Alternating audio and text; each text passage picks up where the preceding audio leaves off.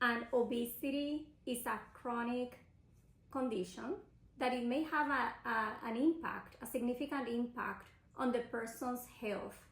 It may lead to early morbidity or additional medical conditions and early mortality. Obesity can affect the different organs of the body. One of the ways to help diagnose obesity is using the body mass index, or BMI, which is a tool that determines if the person is overweight, obese, or morbidly obese. Another way of determining weight or obesity is by measuring the waist circumference. A waist size of 40 inches or 102 centimeters for men and 35 inches or 88 centimeters in women is considered high.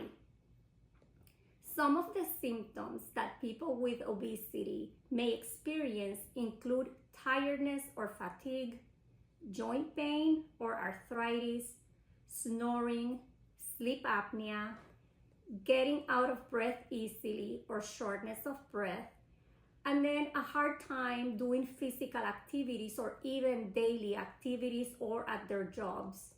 Class 1 obesity would be someone who has a BMI between 30 and 35. Class 2 would be someone with a BMI between 35 and 40.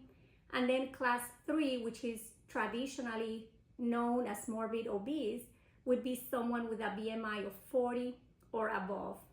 So the term of morbid obesity refers to someone that is obese and has a high risk, or their obesity may lead to serious health threats. There are different causes or contributors of obesity. Many things may contribute, like the genetics. Even what the pregnant mother may eat may affect the baby's weight.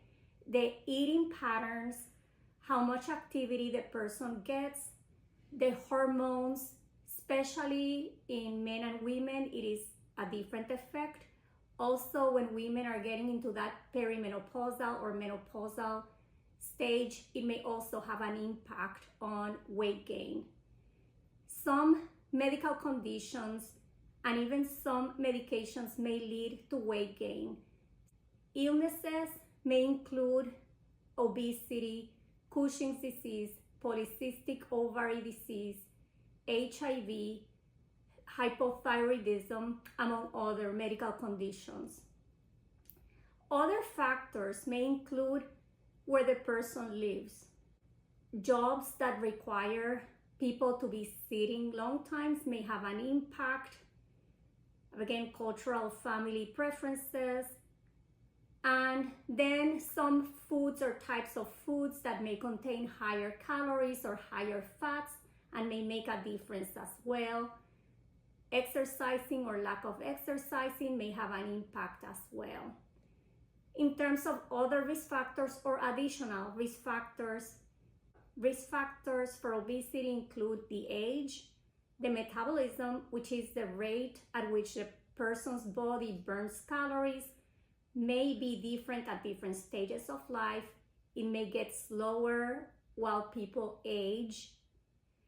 It may also have an impact on physical activity. It is important to sleep regularly, at least 7 hours a night. If the person sleeps less than that, there could be hormonal changes that may lead to weight gain and also increased the appetite and what people overeat at night. It is common for many people to gain some weight during the pregnancy, and it can be a little bit challenging to lose it after the person gives birth. Stress, also related to hormones, and stress overeating may have an impact on intake of high calorie foods. And then, as I said earlier, certain illnesses and medications. So some of the medicines that may contribute to weight gain may include some antidepressants, some antipsychotics, some anti-seizure medicines, medications like beta blockers or long-term use of steroids, some of the HIV medications, and other medications. And it is important to always then discuss those concerns with your provider, to do a physical exam to determine the distribution of fat, if it is more visceral adipose fat or the fat that affects the inner organs and compress inner organs, versus subcutaneous adipose tissue, which is below the skin, and also the distribution, whether it's intra-abdominal or abdominal, or if it's widely distributed throughout the person's body. Visceral adipose tissue, or VAT, or intra-abdominal fat, is the one that has the potential worst effects on the person's health, including cardiac disease, stroke, and early mortality. Treatment. There are many treatments available, and these treatments may have an impact on weight loss. Even a small amount of weight loss may be very beneficial for the person's overall health. Losing weight may require a change in the person's eating habits, calorie and or fat intake, among other things, and the person may also benefit from exercising. It could be as easy as walking 3 times per week, 150 minutes per week. The person may benefit from a dietitian's input. In terms of medications, there are several medications that have been approved by the FDA for weight loss. So it is important to always discuss options with the provider.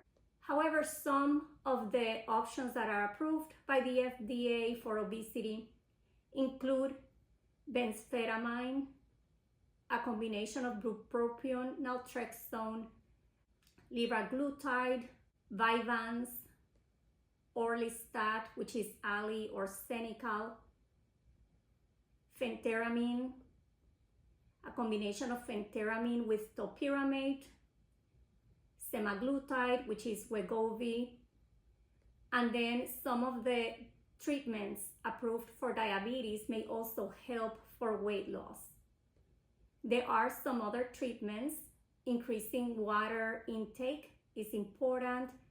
Decreasing smoking or smoking cessation is important, and also decreasing alcohol or alcohol use cessation will be helpful and is important for the person's health and for weight loss.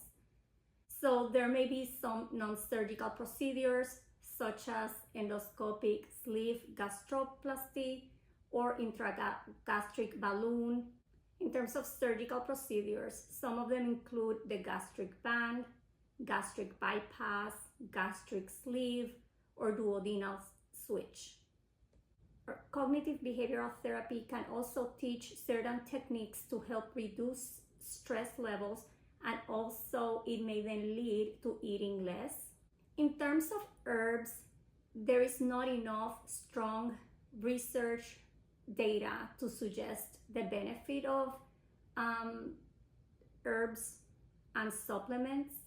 There is some data with acupuncture and hypnosis that may help some people with a weight loss journey.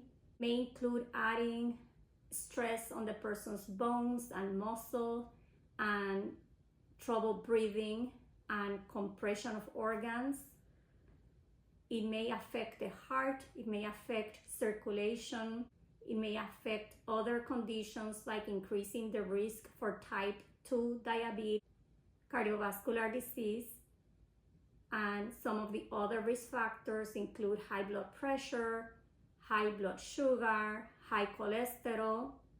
People with obesity are at higher risk for certain cancers, including breast cancer, colorectal, esophageal, ovarian, pancreatic, and uterine cancers. And then digestive conditions. People may be more prone to heartburn, gallbladder disease, liver problems like fatty liver. It may increase the risk factors for osteoarthritis, sleep apnea, asthma, infertility, complications during pregnancy, back pain or pain, Alzheimer's disease, and depression, among others.